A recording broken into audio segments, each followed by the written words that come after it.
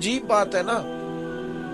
لوگ کہتے ہیں ہمارے پیر صاحب نے کہا ہے خیر صلی ہے، تو میں کہتا ہوں تمہارے پیر صاحب نے خیر صلی اللہ اگر اللہ کی رحمت پہ امید کرتے ہوئے کہی ہے تو انکار نہیں کرتے، ٹھیک کہا ہوگا، پر تمہارے پیر صاحب نے کہا خیر ہے کچھ بھی نہیں ہونا، تو نبی پاک نے تو اتنا ڈرایا صحابہ کو کہ وہ کانپا کرتے تھے، ان کے تو رونگٹے کھڑے رہتے تھے، رحمت للعالمین محبوب کے پاس بیٹھنے والے۔ حضرت انس بن مالک رضی اللہ تعالیٰ عنہ ایک دن بیٹھے تھے لوگوں کے بیچ، تو اچانک اندھیرا، دفعتاً اچانک اندھیرا چھا گیا، تو ایک شخص نے کہا جب حضور کے زمانے میں ایسا ہوتا تھا تو آپ کیا کرتے تھے؟ فرماتے اگر تھوڑا بھی اندھیرا ہوتا نا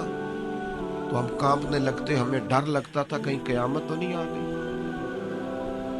تو پھر ہم فٹافٹ مسجد کو دوڑ جایا کرتے تھے، جا کے نفلوں کی نیت باندھ لیتے تھے، سجدوں میں گر جاتے تھے، ان کو تو خوف تھا، وہ تو ڈر رہے۔ سیدہ طیبہ طاہرہ حضرت عائشہ صدیقہ فرماتی ہیں حضور دعا مانگ رہے تھے، اللہم حاسبنی حسابا یسیرا،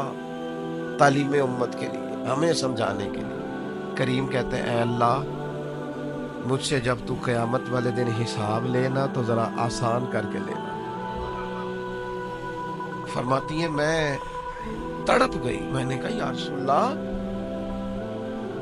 آسان حساب کس کا ہوگا؟ تو حضور فرمانے لگے عائشہ آسان حساب اس کا ہوگا جس سے اللہ تعالیٰ اپنے فضل سے، کرم سے، اپنے کرم سے اللہ نظر فرمائے اور کہے جا تیرے لیے جنت ہے،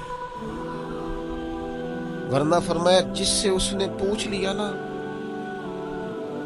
جس سے مناقشہ ہوا، جس سے بات ہوئی، جس سے سوال ہوا، جس سے کھڑا کیا گیا، اس کے لیے بڑا مشکل ہے۔